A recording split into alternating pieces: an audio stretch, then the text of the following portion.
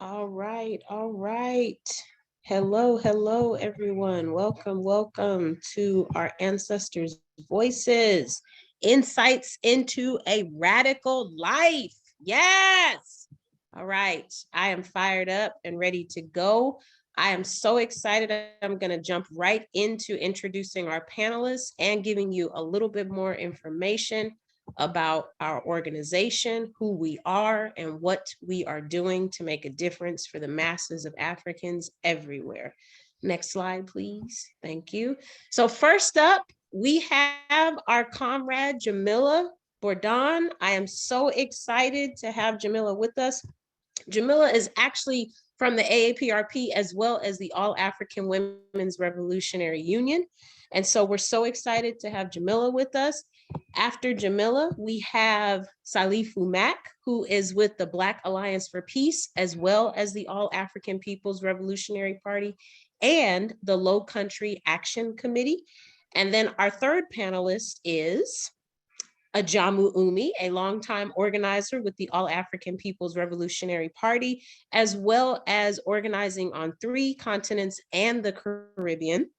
And I am humbled to be your facilitator for this evening. My name is Shukura Umi. We are so excited to tell you more about the All African People's Revolutionary Party, aka the AAPRP, and our objective is Pan-Africanism. We define Pan-Africanism as achieving one unified socialist Africa, which means that every single country in Africa is operating off of the same economic system. It means Africans get to decide how resources are spent and used and filtered throughout. And so with that being said, we are interested in making sure that Africans have the ability, the agency to be able to decide how our continent is being ran, which means we are in power. And more importantly, we have the ability to work together collectively to make sure that those resources are no longer being exploited. And then the last thing I want to say is that the All African People's Revolutionary Party has sibling organizations that we work with. So this last bullet that you'll see coming up will highlight how we have connections with organizations in Azania, South Africa. We have connections in Guinea-Bissau. We have chapters all around the world, including in parts of Africa, Canada, Germany, just to name a few. And as I said, we're also in cahoots with different sibling organizations. So we're very pleased to be with you all tonight. I don't want to waste any more time because I'm taking that away from the panelists. And we just want to pick their brains and hear from them about why they decided, to join this organization. And we're going to learn a little bit more about their decisions to do so. Okay. So without further ado, this question is open to any 3 of you, and whoever would like to speak first, just please jump right in. The first question is, I'd like you to describe your ideology and your life before you joined the party. That's the first part of that question. And then the second part is, how did your ideology before the party differ from what it is now?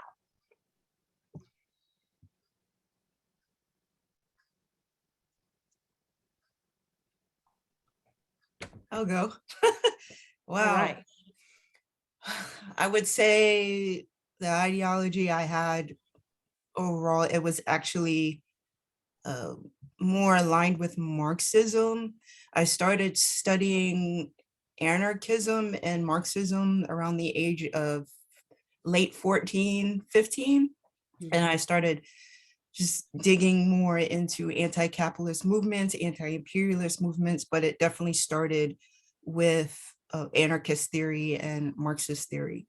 And the later I got in, just sort of looking at African liberation movements, I didn't really get that serious into it until honestly I joined the AAPRP. I was actually part of the African Internationalist Organization, so I can't say totally once I joined the AAPRP, but definitely more serious about my study when I joined the AAPRP. So I am very grateful to this organization for leading me to this journey to make sense of every single thing I had studied previously. There's one thing to read things and to study individually, but having a solid political education process where you are with a group of people learning about history, I think I'm so grateful to that. Mhm. Yeah. I love that. Thank you, Jamila. That's a beautiful answer. Thank you. Others?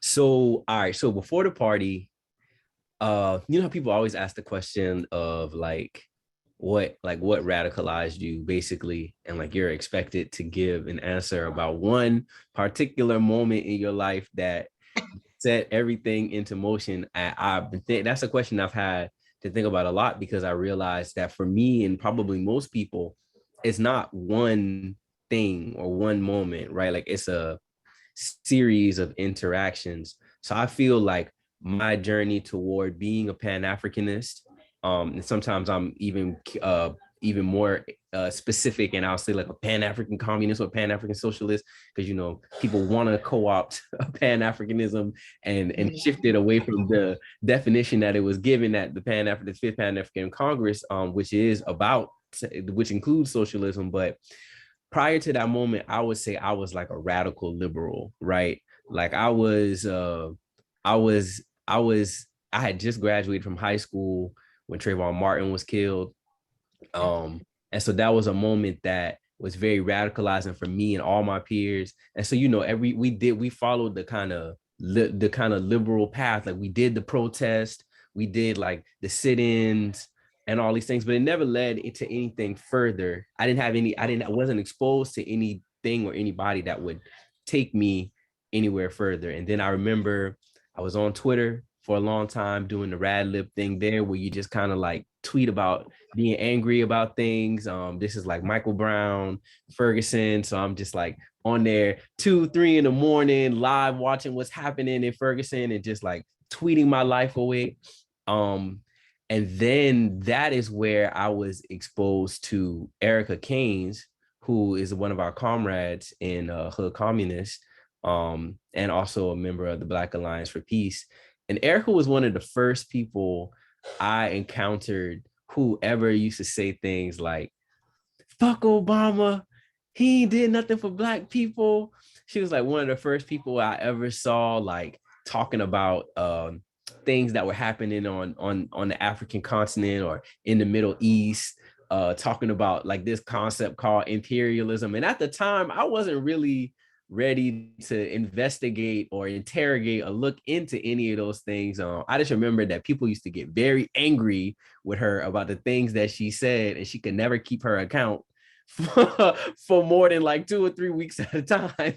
And so Erica disappeared from Twitter, but we never lost contact. And Erica got involved organizing in the Black Alliance for Peace. So I would get on Facebook and I would see her doing things in the real world that extended beyond social media.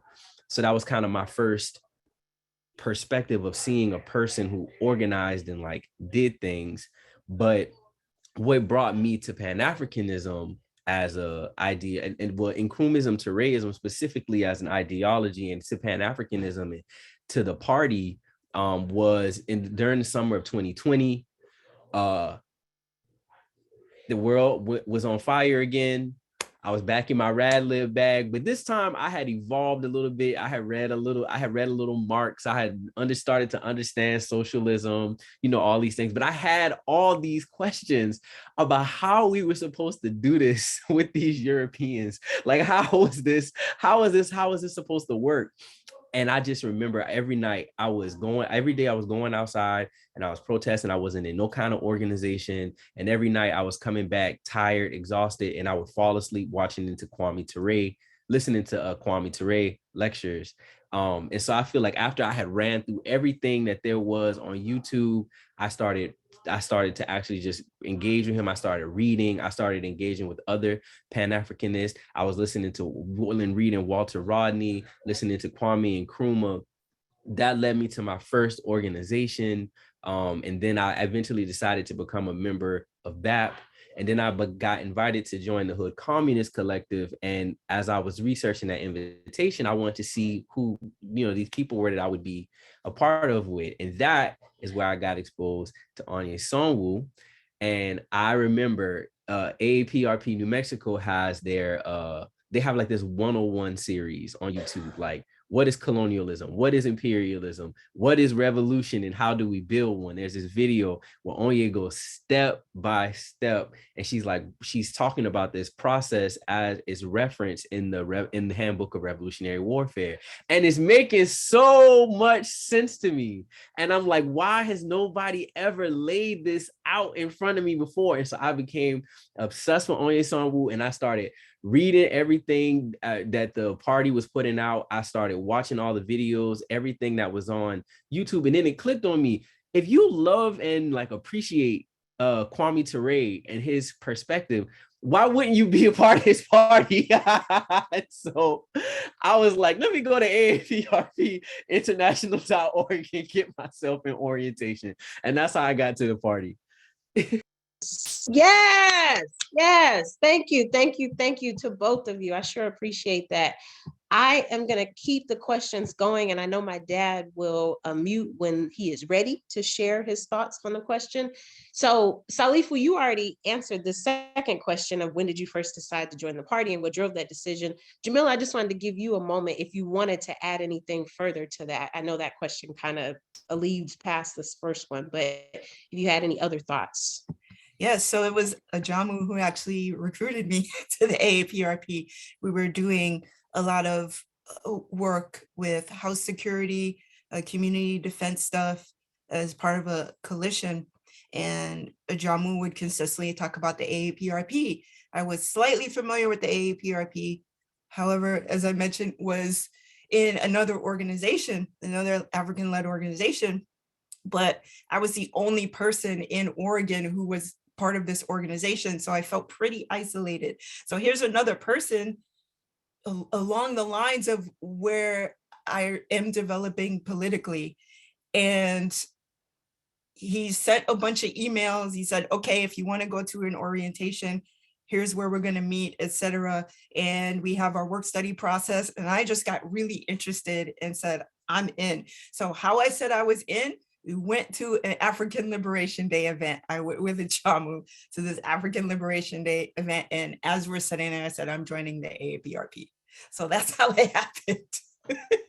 Wow, your story sounds very similar to my dad's story. If memory serves me, he signed up the same day he went to his first event too. So that's crazy. That's amazing. I love this. This is really helpful to get this context too. Very helpful. Awesome. Okay.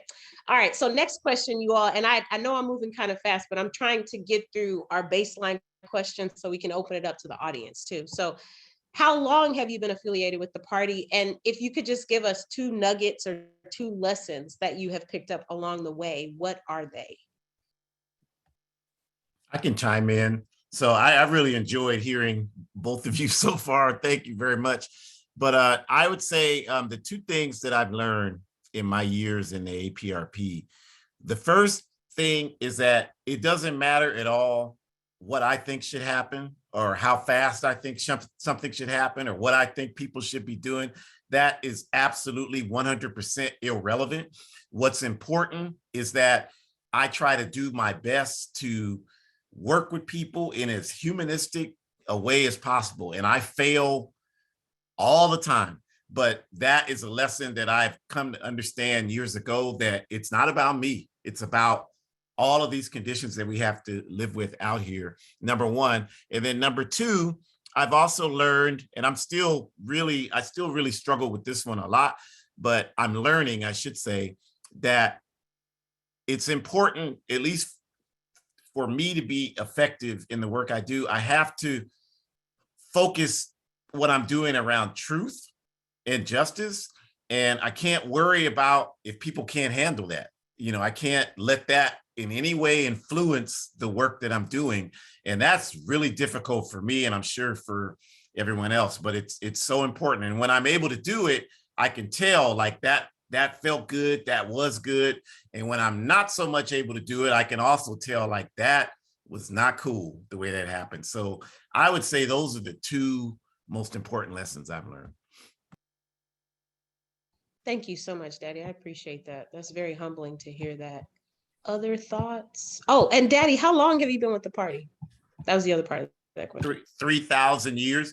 No, I just to kind of backtrack on the the previous question. So I joined in May 1984 in the first African Liberation Day that the APRP organized here in Sacramento. And just real quick, it was held in a park called the Big Park. Everybody here in the Oak Park neighborhood calls it the Big Park. And before we did African Liberation Day there, the only thing that happened in that park was crime, gang banging, shootings. The city had pretty much abandoned the park. And when we went in there to ask for the permit, they looked at us like we were insane. Like, why would you, who are you? So we went in there and we set up our own stage that we used to keep in the garage in the house Shukura grew up in. And we had it out there. And it was just, I'll just say that night we slept in that park, like it was quite an experience because there was so much going on in that park. But when the event happened, the comrades got up there. I'll never forget, there weren't that many people in the park. It was probably about 50 people in the park. This is 1984 during the Cold War. And the comrade got up there, Brother Macheo Shabaka. I'll never forget it. He was, he's gone on to join the Ancestors now, but he was on stage talking about our comrade Fidel Castro, our comrade Muammar Gaddafi. And back in that time, you all, nobody talked like that publicly. Nobody said that. You just, people were frightened. They would not say that kind of, and when he did that, I said then, I'm with this work. I'm down with this. This is what I need in my life. And I've just been here ever since. Awesome. Thank you. Our other panelists, how long have you been in the party, and 2 nuggets that you've taken from the party? Yeah, I've been organizing with the AAPRP since towards the end of 2013. So, and 2 things I've taken with me and continue to take with me, that if you have a solid, humane act of criticism, self-criticism, you do humility right. It's a very humbling experience to have a humane criticism process as opposed to a reactionary criticism process. The other thing that I continue to take with me, every step in life, organization really does decide everything. So those are 2 things that I'm taking with me to this day. Jamila coming with the nuggets tonight. Okay. Yep. So me and my comrades, Michael and Kahela, we hit 1 year on the 12th of this month. So baby teens, but we coming. And I would say in that year being in the party, the two things that I've learned, the first thing is the importance of keeping Africa central and keeping Africa primary. When things happen in the world now, I don't look at maps the same. I don't digest current events the same, regardless of whether they are directly involving African people or not. I find a way to tie everything back to Africa. And I find that keeps me consistent and sharp, but also people respect, I think, when you are consistent about the things that you talk about and the things that you advocate for. And keeping Africa sort of center and primary, I think, has demonstrated to a lot of people in my life who've kind of had to adjust to sort of me evolving as a person, developing in the party. At the end of the day, they can disagree with me, but they can't say that I'm not consistent in the thing that I care about. And then the other thing that I've learned from being in the party, and I've also gained this in being in the Black Alliance for Peace, because the party and BAP both have very strong elders, which is something that you don't get as a young person, I feel, when you're trying to be out here, but you're not an organization, is like the importance of struggle, the importance of like learning how to navigate conflict. I talk about this all the time because I want other people who are this way to hear it. I'm a very conflict avoidant person. Like by nature, I would do everything I can to avoid a conflict or a struggle. And I've spent so much time in spaces now with people who do not operate like that and are constantly showing me why that's not okay. And I've had the opportunities to learn the hard way that when you try to avoid conflict, you try to avoid struggling over things, that always comes back to bite you in the ass. And so just like Jamila was saying, not only learning how to just get in there with conflict, but then also learning how to do it in humane and productive ways. I feel like these are things that you get experience with when you join organizations like the party and you join organizations like the Black Alliance for Peace. So those are two things that I'm very grateful for in this year. Awesome. Thank you so much. So we heard about this importance of sticking to your truth. We heard about humanitarianism, and we heard about how it really is important to have a plan in terms of organizing. And we also heard about how, we have to be unafraid to deal with conflict and to figure out how to navigate through those spaces and be uncomfortable dealing with conflict. So thank you, you all. So we have 3 more questions left, and then we're going to open it up to the group. You all are doing an amazing job. Really, really grateful to have you here tonight. So this next question is kind of heavy, but I'm going to ask you if you could try to frame your answer as condensed as possible, just because I want to get through the rest of the questions and then open it up. So describe the impact on the world when Pan-Africanism is achieved and Africa is running as one unified socialist continent. Again, please try to make your answers as short as possible. Thank you.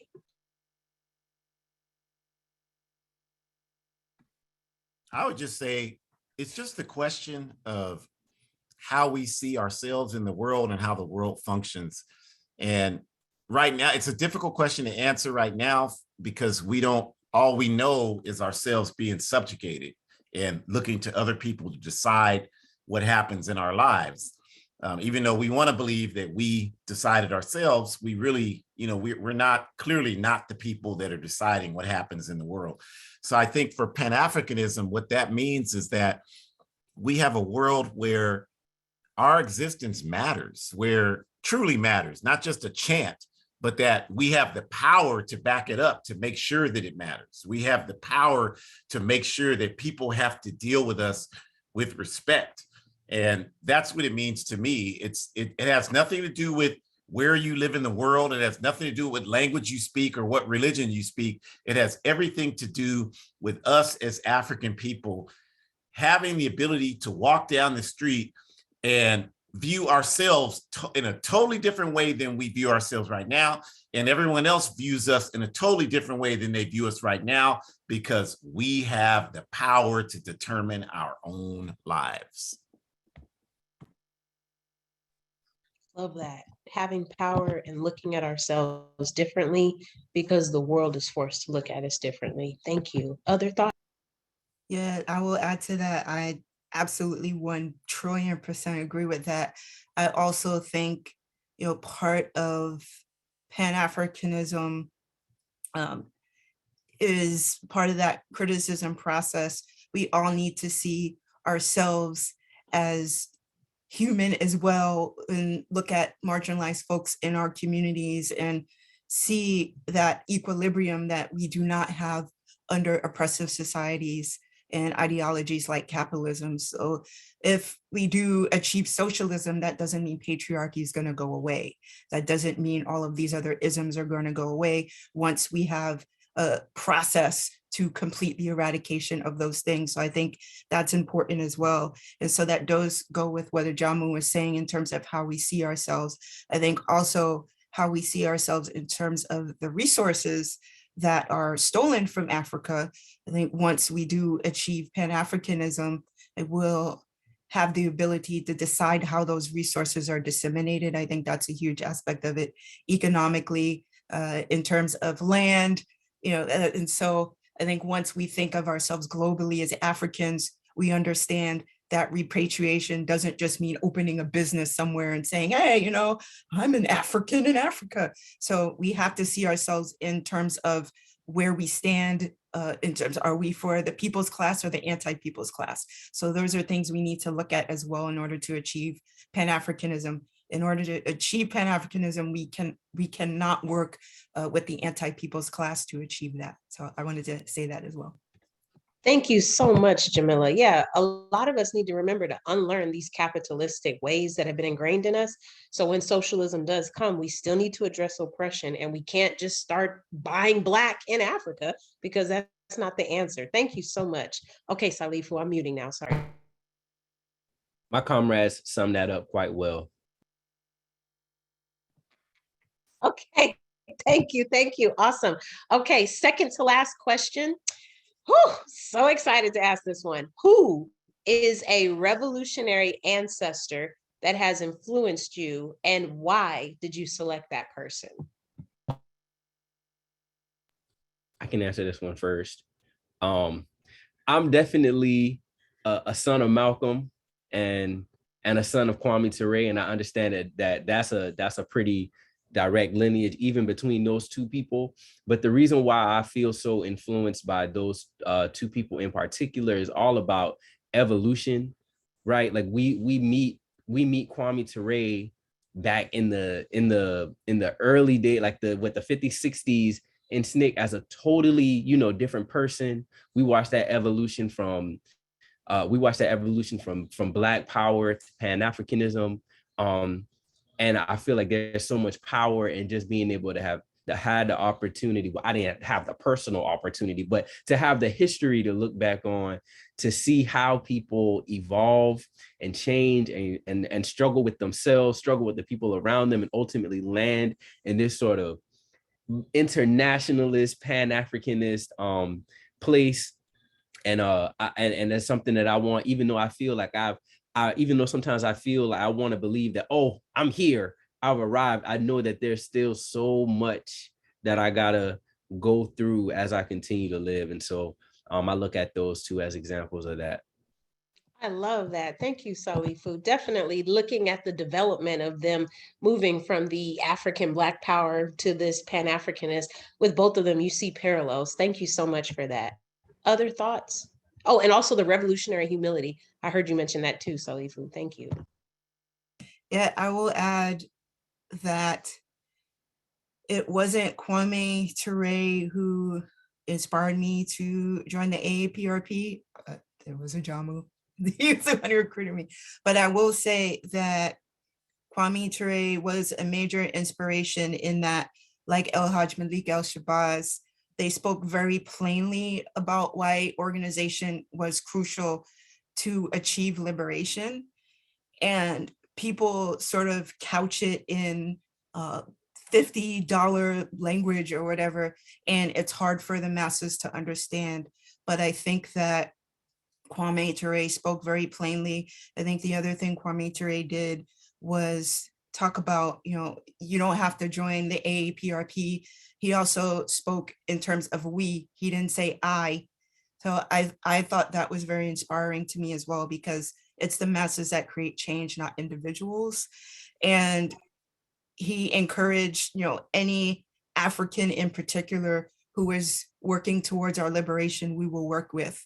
And we may not have the same ideology, but we will work together. And so you don't really see that a lot. Someone's like, well, you think differently than me, so I can't work with you. But he encouraged working together because we have a common goal. Another person I will say, as I did more work in the AAPRP, definitely Mawina Koyate, because she was the one who contributed to establishing the A-AWRU, the All African Women's Revolutionary Union, and just understanding the struggle she went through to actually have this reality happen, and to see that we are still faced with a lot because of the issues we have amongst the larger societies. So the work that we do as the A-AWRU should always be to honor the work that she did, because we are standing on her shoulders. So those are definitely two people. There's plenty of people, but you asked one, I'm saying two, but those are definitely two people.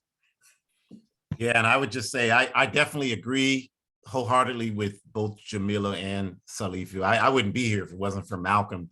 And I'm very honored and fortunate to have had the opportunity to do work with Sister Mawina, and a lot of work with her and a lot of work with Kwame Ture. And I've had a chance to meet Assata Shakur in Cuba. So, obviously they've had a very significant impact on me and a whole lot of other people, like you all said. But the one that I really want to highlight is because it's the most unusual one, is Anime Picta Akwash, who was a Mi'kmaq Indigenous woman from Canada.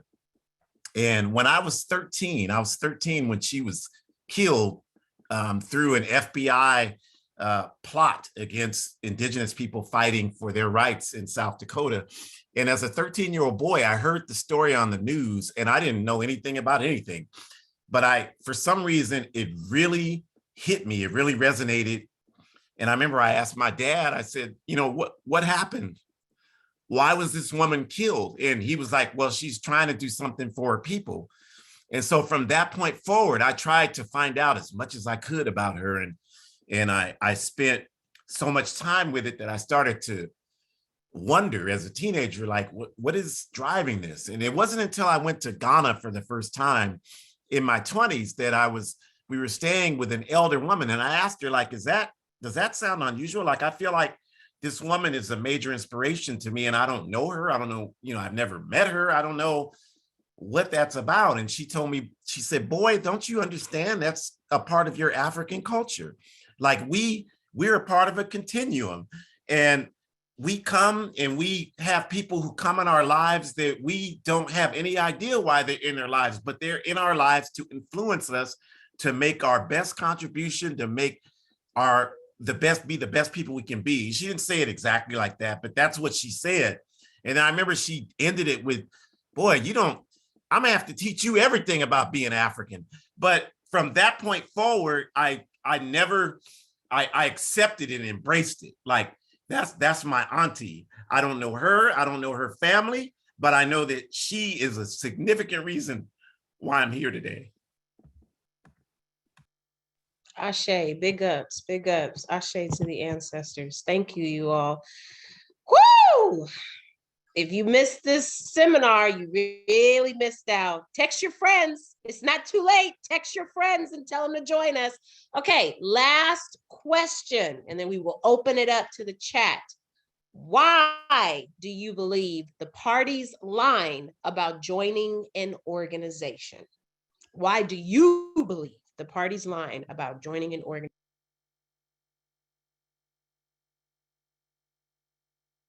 I'll go. And I'm going to repeat, organization decides everything.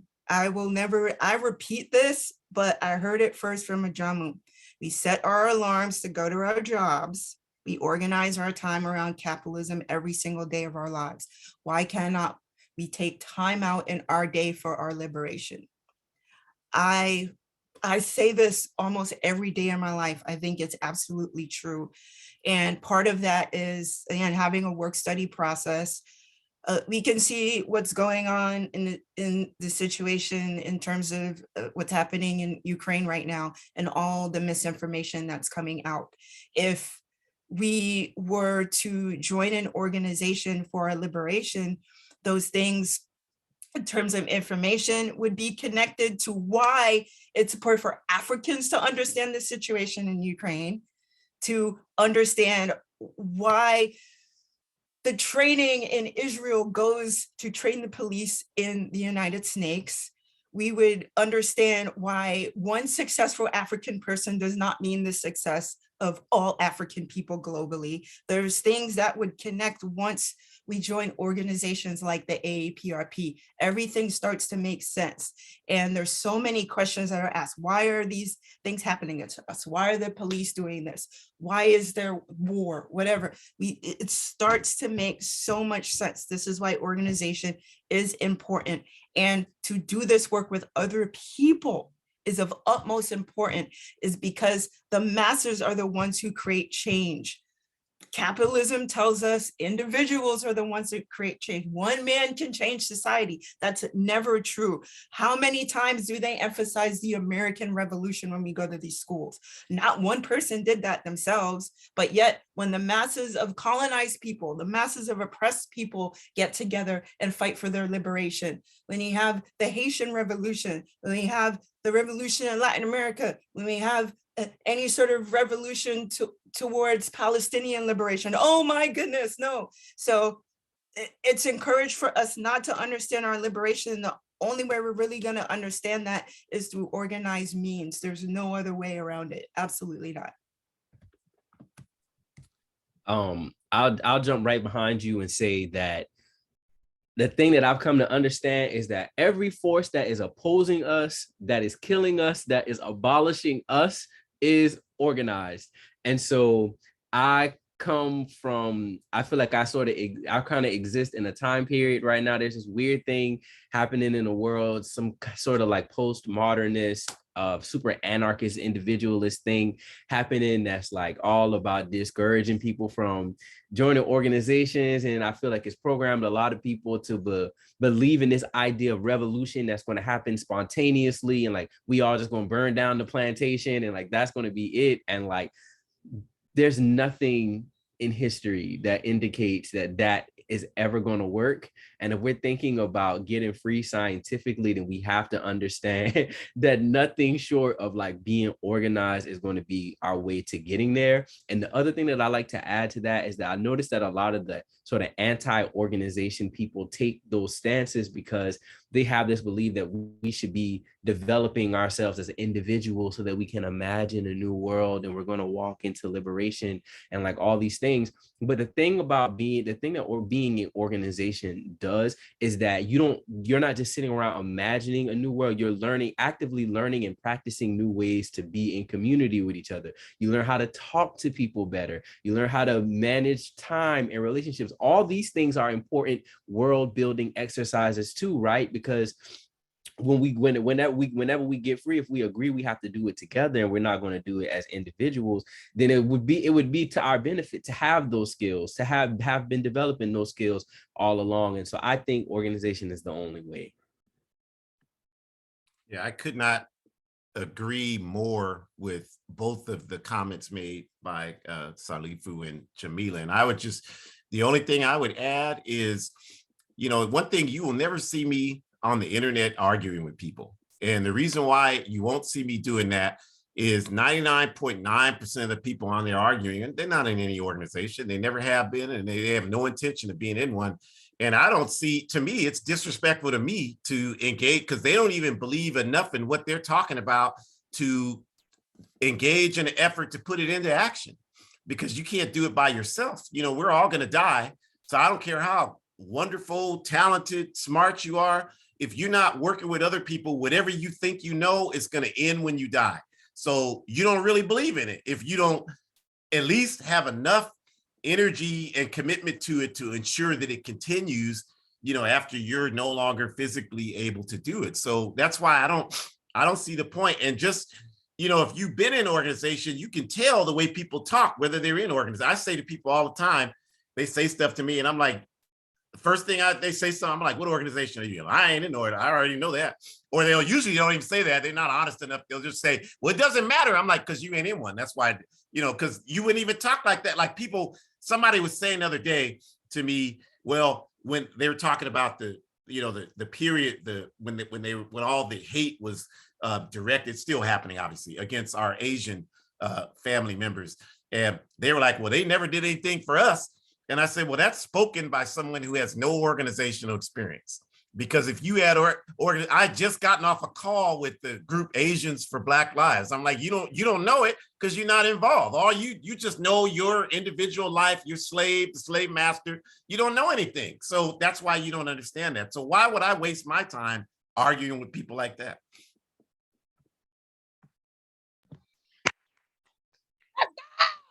Okay, I just woke up my dog. Sorry, Bisa. All right, so there are questions in the chat. They look great, so I'm just going to jump right in. So Mark would like to know, is there anything or any reason that should prohibit a person, old age, work schedule, etc., from joining an organization? Anyone can take this one.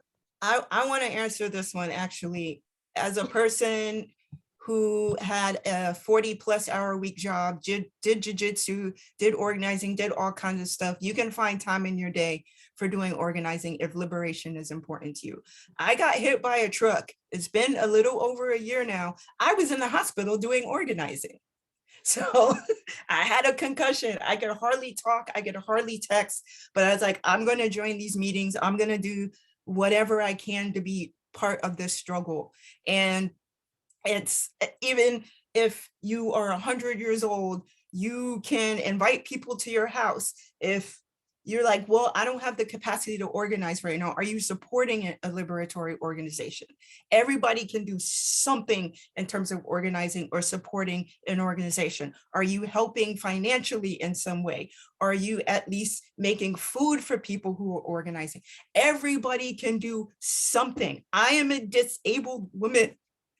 I am still organizing in AAPRP. I don't think there's anything that can stop you from doing that. There are people with all sorts of disabilities doing work. There are people who have 10 kids doing work. There are people who work 100 hours a week doing work because liberation is important to them. So I don't think that anything is barring people from doing anything that is or is not a priority. Even if you take an hour, 10 minutes out of your day, whatever, if it's important to you, whatever time you have, free time you have, because we're not free in this country, but if you have any sort of free time in your day, you can use it towards organizing for liberation if it's that important to you. So I don't think there's a lot of things barring people, even if they have a minute a day to do it. So that's my response. Jamila, do you need some flour for that fire over there? Okay, all right. So next question, KD, what is one thing, if you had to choose, about yourself did you have to change in order to do this work? One thing, if you had to choose about yourself, did you have to change in order to do this work? I won't say that. So I already talked about the conflict avoidance thing, right? But the other thing that I would say, and I wouldn't say that it was about change per se, but it's something that I had to intensify. I feel as though principled, serious Pan-Africanists that are trying to organize our people have like a responsibility to know what we're talking about. And so for me, that meant really starting to take study seriously. And with the party, like we have work study sessions that happen on a regular schedule. And this also comes from being a part of the Hood Communist Collective. When things are happening in the world and you open your mouth to start speaking about it, we deal in receipts, we deal in history, we deal in facts. It's not, you can't just be talking to people and lying, making up things, just talking about how you feel. AHjamu tells us all the time, we live in this era where everybody got a truth. Some y'all, there's the truth and there's lies, right? And so I feel like that's something for me that I had to really intensify, is being able to take time out of my day to sit down, read about what's happening, ask people questions where in places where I don't feel strong, engage in that struggle around history and current events, because this is not to say that organizers have to know everything. You also need to be comfortable saying when you don't know things, but knowing what you're talking about is important, and dedicating yourself to study is something that I really had to be serious about. Ashe, thank you so much. Oh, go ahead. I was just going to add, I agree 100%. And I think for me, the answer to that question is, and it's still something I struggle with every single day in my life. And it's that, when I was young, I was bused. And what that was is they took kids from the inner city and they sent us by bus to the European neighborhoods to go to school. And this was in the 1970s. And I had tremendous trauma from that. I'm talking about 4 to 5 times where adult Europeans physically jumped on me, and it created significant anger in my life. And I still struggle with that. So much so that, I just like now, anybody that's the underdog, I'm like pulling for them. And I have to really struggle to, as Salifu said, just make sure I have an analysis attached to it. But that's just the makeup that happens when you have those experiences. Like the media talks about James Harden bad, the basketball player, and I want to root for him to do well. And I'm like, I don't need to be caught up in that like that. But that's what happens when you have that kind of trauma. So I always have to be conscious of it so I can try to make sure I'm bringing my best self to the situation at all times. Thank you. Thank y'all so much. Bringing your best self, being aware of truths and lies, and understanding that even if you don't organize yourself, are you making sandwiches? Are you donating money? Thank you all so much for those contributions.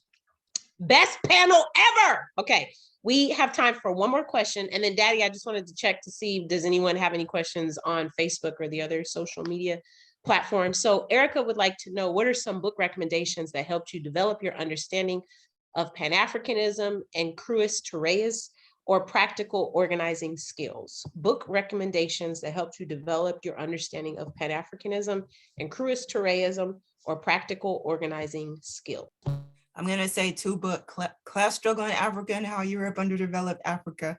Those are 2 books off the bat. Or The World in Africa, W.B. Du Bois, that's another one. So those are 3. I'll add, because I was gonna say how Europe Underdeveloped Africa.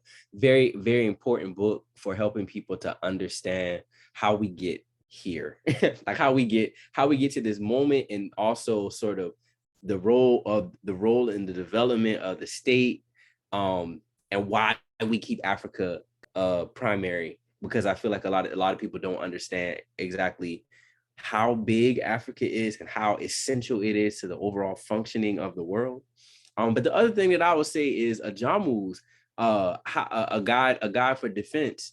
I read that book when I was first coming into the party, when I was first coming into Hood Communist, and that changed my outlook a lot. That was huge. I had already had weird feelings about the idea of like being an American or African American. I already kind of felt like shaky about that. And then AHjamu, I think it's like chapter 3 or something like that. He's like, American identity is white supremacy, period. And I was like, you know what?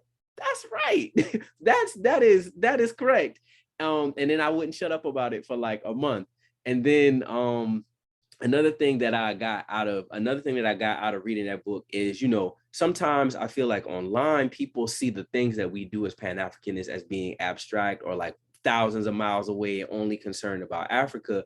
But how a guide for defense does is talk to you step by step about how to do things that could be implemented immediately in your community, with just 3 people that could begin the process of building the struggle for Africa here right now. And so I feel like that is like very important. And I try to put that in the hands of people who are interested in Pan-Africanism, but may not have a local organization that they can be in that gives them that feeling of like hands-on energy. If it's not there, this book will tell you how to just go do it. So I love that book, and I recommend it to everybody. And that's so humbling. Thank you very much, comrade. And I would add, so there's obviously we have so many books, right? But I would say Malcolm X Speaks, the final speeches of Malcolm X, Assata by Assata Shakur. Those 3 books always remind me how important it is to take what's happening in the world and break it down in everyday language that people can try to identify with based on their everyday lives. I would say Sekou Touré's Strategy and Tactics of the African Revolution is, to me, like my favorite book, because his analysis, the history of class struggle, has done more than anything else to help me understand why the world is the way it is. So I just really sincerely appreciate that. I would say Frantz Fanon's Black Skin, White Masks and Steve Biko's I Write What I Like are 2 books that really help me understand that there's nothing wrong with me and us. Like this, we've been subjugated. That's why we have the problems that we have. And we have every right to take whatever steps we deem appropriate to solve this dilemma. And then I would also just add last, the Mary Crow Dog's book, Lakota Woman, was also very inspirational in terms of like really bringing home the fact that not only is this indigenous people's land, but they are still in 2022 fighting for their land back. They are not settling for no quote unquote money from the US government. They want their land back. And that book really, when I read it so long ago, it really brought that home for me. And I just really always remember that because of that book. So I would say those are many others, but those certainly stand out. Awesome. Awesome. Awesome. Well, the good news is we have some comrades in the chat who are collecting these titles, and there were so many titles who were collected. We weren't able to capture all of them, but that's why we have recordings. All right, praise to the ancestors for recordings. So make sure you watch this recording if you wanted to catch the rest of those titles. I actually told my dad that I would give him the last 10 minutes, but there was one extra question that I'm really curious to hear your thoughts on. So if you all could just maybe answer this in 30 seconds or less, just whatever comes to your mind and your spirit. The question comes from our comrade Impilo. And Impilo wants to know what keeps you motivated and not getting tired in doing this work. So again, just as quick as you can answer it, that would be great. I wanted to give my dad this time, but I also felt this question was really necessary. We have 5, I only need 5 minutes for the announcements. So we have time. Awesome, thank you. I will say that knowing that we are going to have a better world is what I look forward to and keeps me doing this work every day and looking forward to doing it. Knowing that capitalism is going to end. It may not be in our lifetime, but it is going to end. Man, I'm constantly motivated when I look around and I see my comrades everywhere across the US doing things, like just trying. Like everything we do, we won't always get it right. It's not always successful at first. But just to see people like taking attempts at trying to do different things, trying to do political education, trying to travel around and teach people self-defense, trying to get books in kids' hands, you know, trying to stop people from getting evicted, trying like like just seeing people try. It's just, I don't know, man, is like my favorite thing, trying to get a food program off the ground, because there's so much, I feel like, doubt casted on the ability of Africans, specifically in the US, to like organize, come together and really defeat this beast. But we don't have time for pessimism. When we look at the movements that are happening in the global South, across Latin America, when we look at people trying and rising up in Africa, like there's so many examples being set for us, and we have no right to just lay down and die here. So just seeing people try things is really what keeps me going. Yeah, I agree. Of course, 100%. The ancestors are my inspiration, 24/7, 365. And Shukura, you know, as you were growing up, we've been fortunate. We've had a chance to walk through the Elmira slave dungeon in Ghana together. We've walked through Gorée Island slave dungeon in Senegal. We've gone to the plantations in Cuba and in Jamaica. We've gone to the plantations in the southern part of this backward country. And we've always, as you know, we've sat and reflected every time, and we've allowed ourselves to be still and feel the energy of our people hundreds of years ago and the fight. And if you listen carefully, you can hear them telling you, keep going, do not give up. Don't let these people tell you there's something wrong with you, keep fighting. So that right there, with that, how am I going to be like, oh, I'm tired today. I can't even go there. Like, I just got to just figure out a way to do what I need to do. And I'll be 60 years old in April. I don't have a single day where I'm like, oh, I don't want to do this. I'm like, I am honored to have another day to do this work. I hope I do it as well as it can possibly be done. Yes, yes. Let's give it up for our panelists, y'all. Give it up, give it up, give it up. Woo! I just feel like playing Kool and the Gang Celebrate, because I just feel like celebrating. This was such a good time. Do we have a good time tonight? Do we have a good time? I want to say congratulations on your 100th episode. Thank you. Thank you. Yeah. Ancestors Voices. I think my neighbors are going to call the police. I don't care. Anyways, I just want to thank you all so much. I really thank you for your time. Y'all are amazing. Daddy, I am going to turn it over to you. Really, really like took the bar to the next level, y'all. Thank you so much. Really appreciate your time tonight. All right. Thank you all so much. I got to figure out what's going on here. And just want to let you know, in case you didn't, that we are continuing on. We're not stopping at 100 episodes here. we will be here next week, and that's not the slide I want, but we will be here next week. And just want to tell you what's going on as usual, as we always do. We have a program, our 101st episode next week. And it's also March 6th on Sunday, which is the 65th commemoration of the independence of Ghana. So we thought it would be appropriate to have the political legacy of Kwame Nkrumah, the first president of Ghana, the founder of the Convention People's Party, the founder of the All-African People's Revolutionary Party. So next week, please join us, spread the word. Shukura and I are going to be talking about the political legacy of Kwame Nkrumah. You do not want to miss that one. And we want to also tell you that the APRP Forward Ever Shop is up and running. The link is there. Buy you in any of the number of clothing that we have that are designed to help finance our African revolution. Nobody is going to finance our revolution but us. Revlon is not going to do it. Chevrolet is not. McDonald's, there's no money for that because we're not engaging in a struggle that's designed to uplift and uphold their interests. So the only people that are going to do it are us. So support independent revolutionary African organization. Please support independent revolutionary African organization. And we want to ask you to join the All-African People's Revolutionary Party. Go to aprp-intl.org and join. And you don't want to join the APRP, then you should join the Black Alliance for Peace.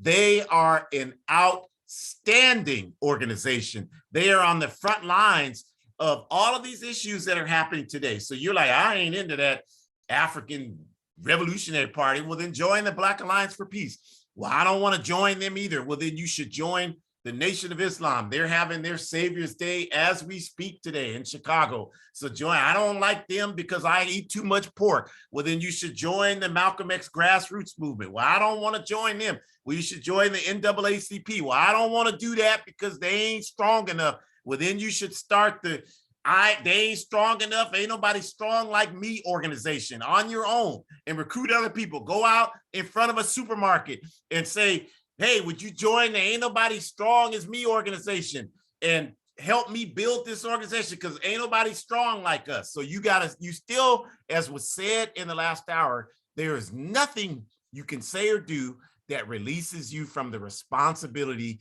to be involved in organized struggle for justice and forward progress. So we definitely want to reiterate that. Join some organization working for our people and working for justice. You can go to abetterworld.me and you can donate there. We're still trying to ask for small donations, $5, $10 for our sibling party, the Zimbabwe Movement for Pan-African Socialists. So you can go there and there's information there on how to contribute to that. Plus all these videos, you can go back and see them there. And then as was mentioned multiple times, Salifu, myself, Erica, Onyesamu are the editorial team for the Hood Communist Collective. There are outstanding articles on this site, you all. There's a wonderful article about what's happening in Ukraine. So turn off Mickey Mouse TV, turn off MSNBC and all those clowns on there, turn off Niggerly Williams and all those people trying to act like they're educating you about what's going on, and go get some real information about what's happening in the Baltic states from hoodcommunist.org. It's right there. It's free. You're not paying anything. Please go get some information. Let's stamp out ignorance, please. So go there and do that. We have a number of these political programs that are going on. The Pontula podcast on Mondays, which Comrade Jamila is a part of. Join that. Please support it. The Revolutionary African Women. We had our comrades, I think they've concluded in the Bay Area, their Tuesday night film series, but they went all through February. We have the Forward Ever broadcast. Our comrades in New Mexico are still, they've been going as long, if not longer than this one, with their Thursday news, Pan-African news, Thursdays at noon Mountain Time. So please support that. Please continue to support the book, A Guide for Organized Defense Against White Supremacist, Patriarchal, and Fascist Violence. And please wipe out ignorance. We want to thank again our comrade family, Salifu, our comrade family, Jamila. Thank you to my daughter, Shukura. Thank you for all the comrades on here. We see you on here. We see you, Shan. We know you're working for our people. On your song, we don't even have to say, we know what you do every single day. Miko, from our indigenous community, we know what you're doing. We see you. We appreciate you. Keep doing all the work you're doing. Comrade Tiernan, you know the love is unlimited for you and what you do to contribute to humanity. So everybody else, be like all those people I just named. Join some organization working for justice. Forward ever, backwards never, one unified socialist Africa. Capitalism, y'all know it's got to go. Have a great rest of your Sunday evening.